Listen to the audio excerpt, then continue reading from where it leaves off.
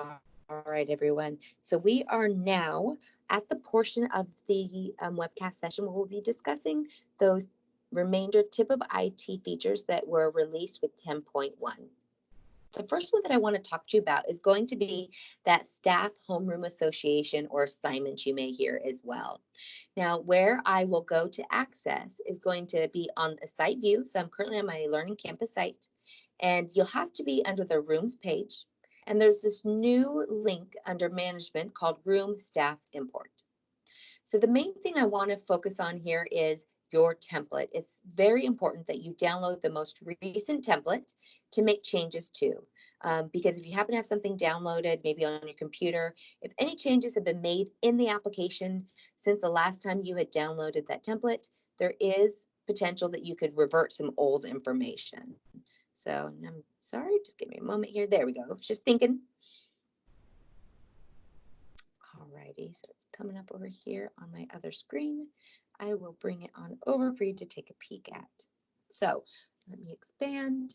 It has just a few columns or fields: site ID, room number, room description, and staff ID here. This is where you're gonna make some changes for sure.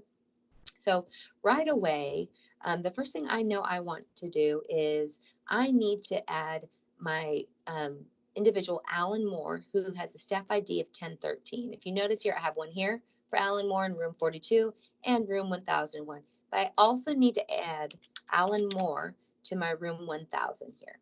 So I'm going to go ahead and put him here and just click save just to make sure. The other thing is I have another staff member I need to add to the same room here. So I'm going to go ahead and say copy, because you can have multiple staff homeroom associations, right? So you can do that here as well, but I need to make sure I put the right individual. So I have 1019, who is David Woodbury. So I made two updates here. I have added Alan Moore to my room 1000, and I'm also adding David Woodbury to my room 1001. So I'm going to go ahead and make sure to save, definitely important. And let's go ahead and browse.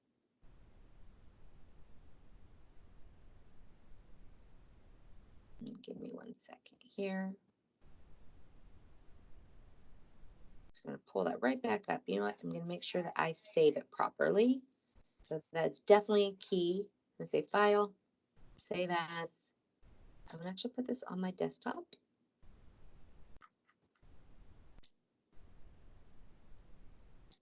And then here, I'll just put 2. There we go. Save. All right, much better. And so I'm going to say browse. It should be right here at the top for me. And begin import. So right away, green is always good in really in general, but definitely within the application. It says pretty much success. You've made some updates. Right away, it tells me, okay, what has taken place? New staff assignments, right? So we moved, we added David Woodbury, and we also added Alan Moore to new rooms. And then remove staff assignments. We didn't take anyone away from any rooms, but all you have to do is just delete them within that cell. So I'm going to say finish import. And you will need to just type it in just to make sure, because you could be potentially doing a mass amount of work here. And the import details, this may be something you want to save, as I was kind of talking about. You know, one thing is make sure not to reuse, but if you wanted to be able to just refer back to what you have updated previously. So it just looks just like what we had, but you'll see my updates here. So you can definitely keep that for your records. Say confirm.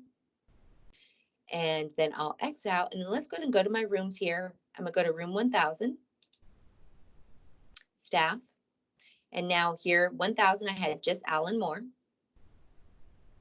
And then 1001, I should have Alan as well as David. Here you go.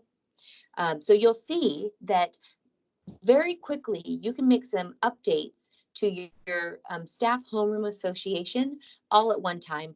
It's just a great way, efficiencies to kind of, most likely majority of it will be beginning of the year, but throughout the school year, maybe you do some shifts around and people kind of are going to shuffle around various rooms on your campuses. All right, so then the next feature I do want to talk to you about has to do with audits. And this is going to be the district audit listing report. You can access it from a site view as well as the admin view, and you're going to do it in the same way. So I'm going to just stay on the site view today. So you would go to audits, view site audits. And then where you're going to go is on the record for an individual audit. You will come over here under actions to district audit details. And once you are in that window, there is a great report that you can pull right here. You just click the down arrow and select district audit listing. Here's my report. Just need to bring it on over. There we go. So in this scenario, in column L, it's now going to show me, and I'll expand all columns just so you can see them.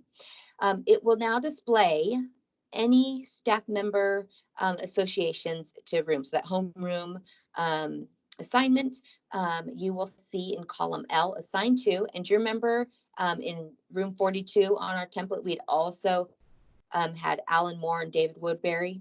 And then if I go to my room 1000, let's see here, is it on this audit? It is not. I just pulled a random audit, but you'll see it'll just be separated by columns. All of those individuals that are assigned to a room. If there is no one assigned, it will be blank.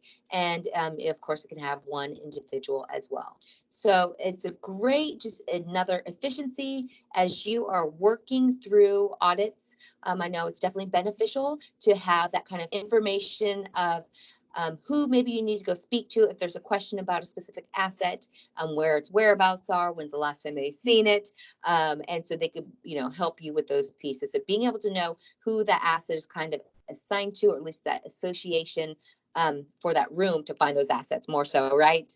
You can do that with this great report. So I definitely recommend, nope, do not save, being able to come and just pull that district audit listing report. All right, so there's one more feature, everyone, that I want to show you. It's a very quick feature, but this has to do with being able to delete transfers. Yes, I said it. It's correct. I know this is one that people have been asking for here and there. Sometimes it comes into play and it doesn't sometimes, but when it does, it's nice to be able to delete those transfers that do not have assets on them, right? And so it could be a scenario where a campus believes that they're going to be sending some assets over to another campus. And then maybe at some point they realize, oops, nope, we're not sending that asset or assets over any longer. And they can take those assets off the transfer, but then kind of just sit there and it just, it's just kind of a visual nuisance to have to see it, and there were no way to close it. And that's after, a certain point. Of course, there's periods where you're unable to delete transfers. So this one here is just a nice little, if you come into initiate transfer, I'm gonna go ahead and just create one for us for, let's just say Carson, say go. And it's actually fairly simple. I could do it right now by just clicking on the close, but I'm gonna just add an asset really quickly. Just so you can see. So everything looks like normal, right? You would come in and submit. You could delete the transfer here. But if you happen to come in and not realize that you were going to be closing a transfer with nothing on it, so I'm just going to say, yes, delete here. All normal stuff. Yes, I want to remove it. Now, if you clicked on the X previously, it would just close it out and you'd have just this random transfer sitting there. This transfer has no assets. Do you want to save this transfer? You say, okay, it'll save it. If you do not want to save, just click on delete. And now that transfer is gone. So if I try to go to transfer history, actually, let's go into initiate, might be a little easier to see. So I tried to send it to Carson. You see, I do not have Carson here at all. It is not part of it because I deleted that transfer. So that transfer is now gone. You do not have to worry about going back in and remembering to delete it. It will just be removed from your transfers overall. So it's a great, just another efficiencies piece as you're working through the application. We know you guys are all working really fast, making things happen. And just one more piece to try to help streamline those processes for you. Well, everyone, that concludes the remainder of the features. So these were for TIPWeb-IT 10.1. Hopefully they are ones that are exciting for you and that you'll be able to use right away. And please look for additional features to come out soon. And one thing I want to remind you of is you have unlimited support. So please reach out to us if maybe there's a piece of the feature that you're still unsure of. Our support team is amazing. I'd be happy to chat with each of you as well. So just know that you have that support if you need anything, and I look forward to seeing you on another session soon. Thank you so much.